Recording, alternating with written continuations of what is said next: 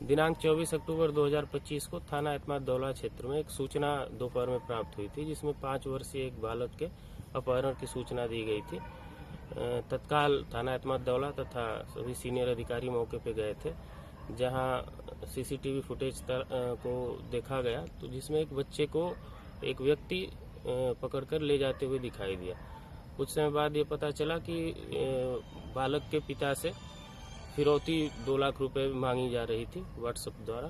इस जानकारी के बाद तत्काल परिजनों द्वारा जो तहरीर दी गई थी, उसके आधार पर अभियोग पंजीकृत किया गया तथा पुलिस आयुक्त महोदय द्वारा 10 टीमों का गठन किया गया था इस घटना के अनावरण के लिए।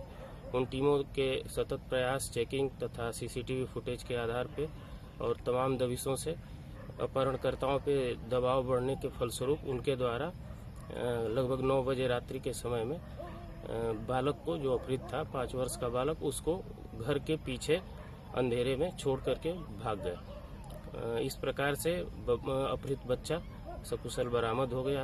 रायबरेली के हरचंदपुर क्षेत्र के पूरे मविया गांव में जमीनी विवाद के बीच दबंग ने खुलेआम दिन दहाड़े गोली चलाने की धमकी दी। हैरानी की बात यह है कि मौके पर पुलिस मौजूद थी, फिर भी आरोपी धमकी देता रहा और वीडियो वायरल हो गया। बताया जा रहा है कि जमीन को लेकर दो पक्षों में कहासुनी के बाद मामला बढ़ गया, जिसके बाद पुलिस मौके पर पहुंची और इसी दौरान दबंग युवक ने सबके सामने जान से मारने की धमकी दी। आज की रिपोर्ट में थे। ऐसी तमाम अपडेट्स के लिए बने रहिए एमटीवी न्यूज के साथ।